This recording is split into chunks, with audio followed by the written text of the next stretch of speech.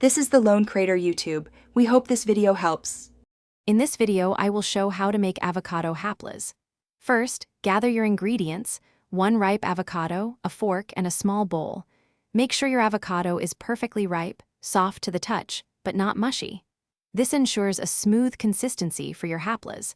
Always start with clean hands to maintain hygiene throughout the process. Let's get started on this simple and refreshing treat. Now, let's prepare the avocado. Carefully cut the ripe avocado in half lengthwise and remove the large pit.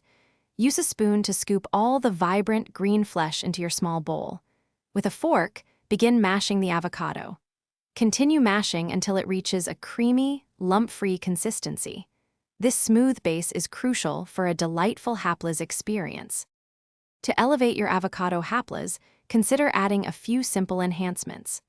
A small pinch of salt can really bring out the avocado's natural taste.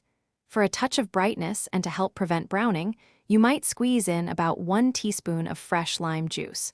Stir all the ingredients together until they are completely combined and evenly distributed. This creates a balanced and flavorful halpas. Your homemade avocado halpas is now ready to enjoy. Serve it immediately with your favorite crackers, toast, or as a side dish. If you have any leftovers, store them in an airtight container in the refrigerator. It's best consumed within 1 day for optimal freshness. Remember to check the description below for a link to some amazing darn tough socks and other great deals.